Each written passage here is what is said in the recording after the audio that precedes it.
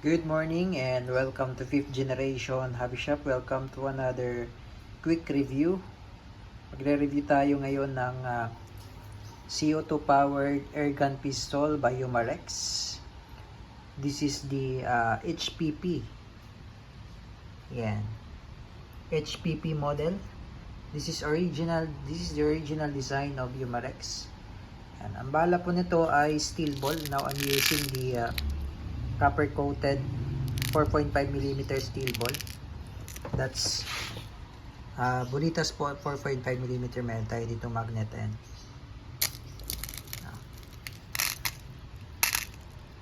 Dumidikit po yan sa magnet. Bonitas talaga yan. And then may kasama siyang 5 pirasong CO2. This is the CO2. Meron siyang kasamang 5 piraso. Ayan. This is 12G CO2 cartridge. Ayan. Pop Dyno brand. Wala siyang thread sa dulo. Ito ay nasa 60 shots more or less. Yung isang CO2 disposable po siya. Ayan. Ito yung kanyang propellant. Ito naman yung kanyang projectile o yung bala. Bonitas siya na maliliit. 4.5mm steel ball.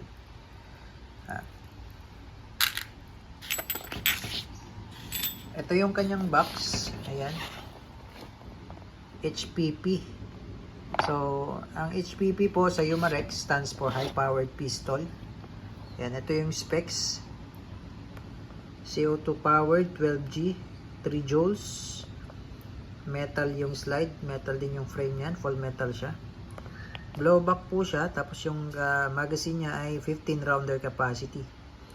Ayan, yan yung steel ball 4.5mm or 177.177.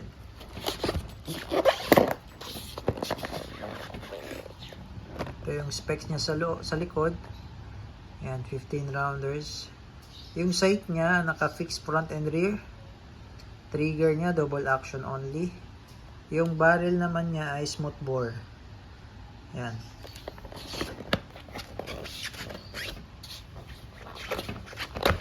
Isa natin. Ito yung kanyang manual. Ayan. Tapos, ito naman yung maintenance manual. Ayan.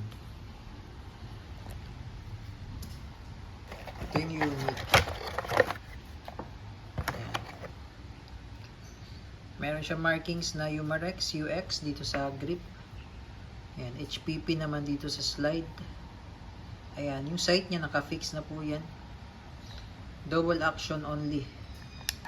Ayan. Double action lang siya.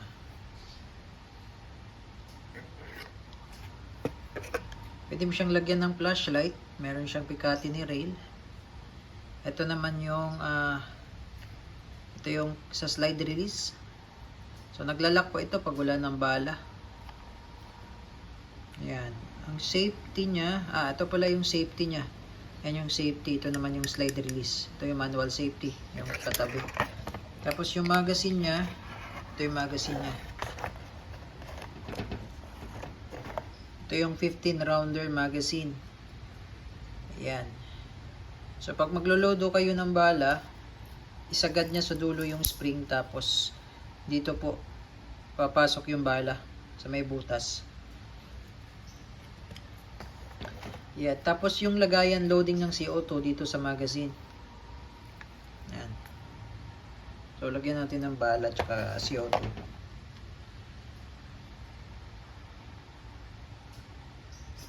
Ayan, so bali ito yung safety niya, manual safety.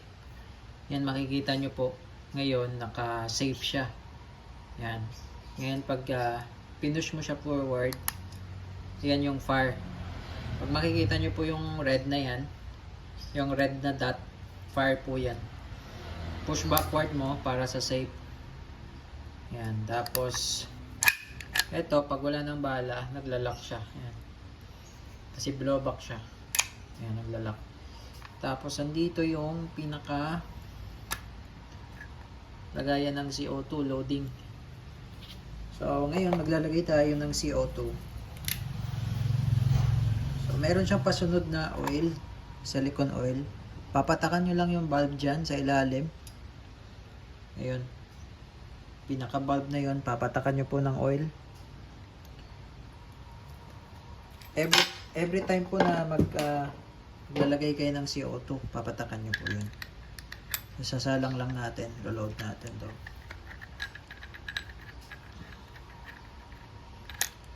Luluwagan nyo lang po ito para mag-fit yung CO2. Ayan. Tapos kailangan mabilis lang pong pihit.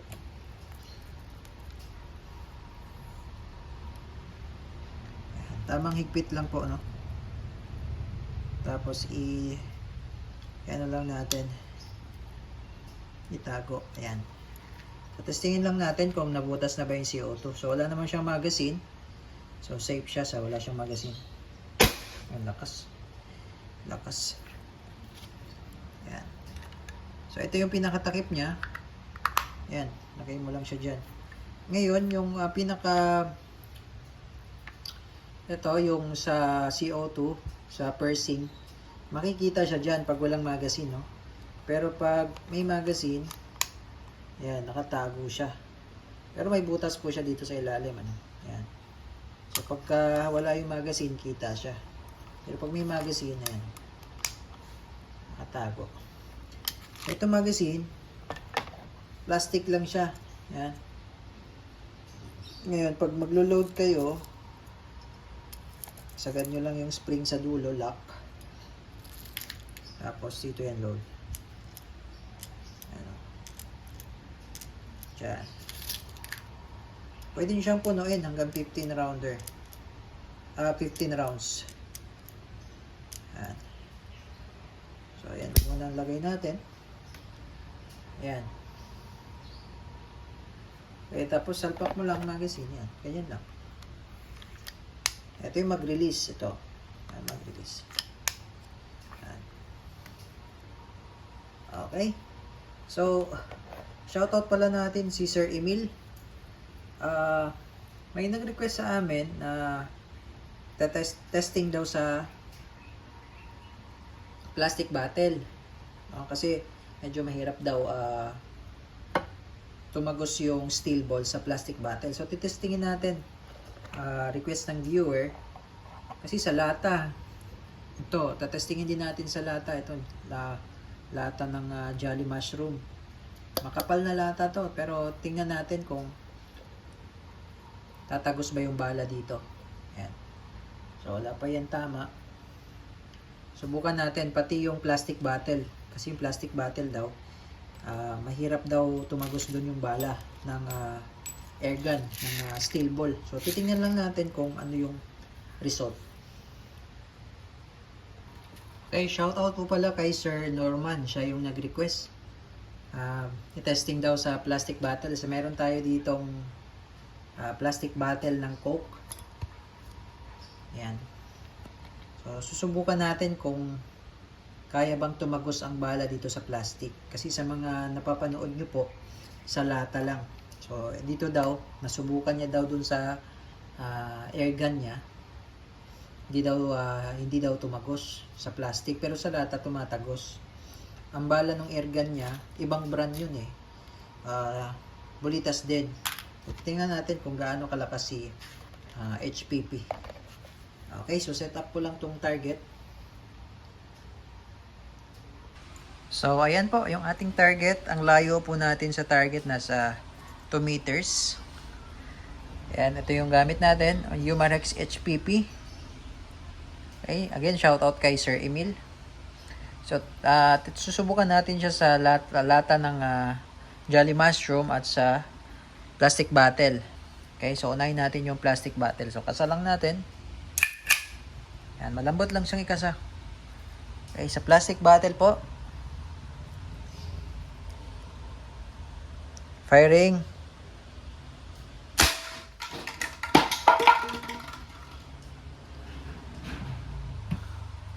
So, tingnan natin. Malamang parang nabutas yung plastic kasi pumasok yung bala. Makikita ko. So, ayan. Malakas siya.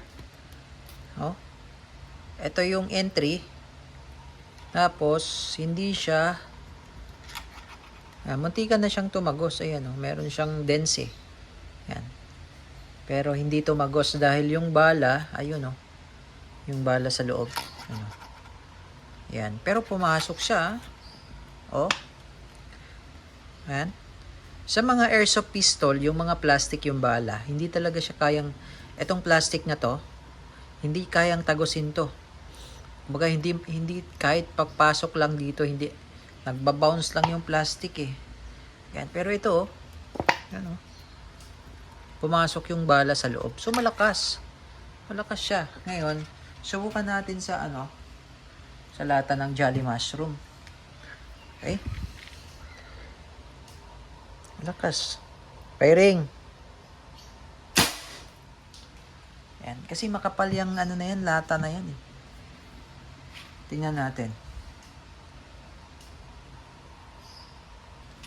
Yan. So, sa Jolly Mushroom, hindi siya tumagos. Ayan, oh, nag-dense lang siya.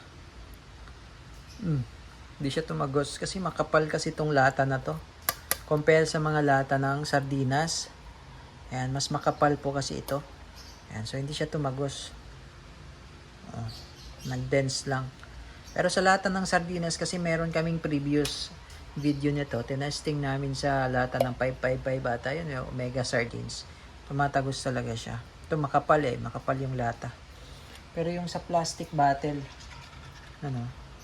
pumasok. So, subukan lang natin.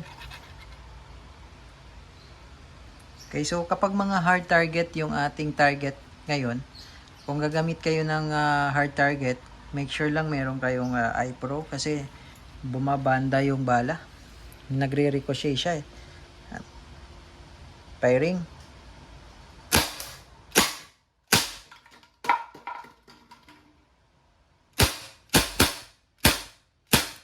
Ayan.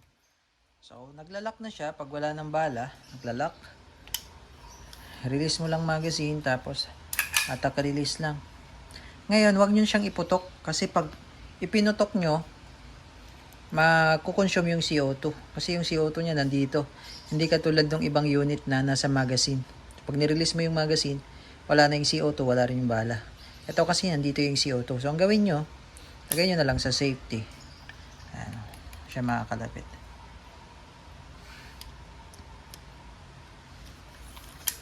Ayan, so tingnan nga natin yung resulta ng ating target. So, sa Jolly Mushroom, hindi niya talaga kayang tagusin to dahil makapal talaga to na lata eh. Jolly Mushroom. Pero yung sa plastic bottle, dito pa rin tumama kasi tumagos siya. Ayan o. Tumagos. Plastic bottle po ito ng Coke. Ayan, tumagos. Okay.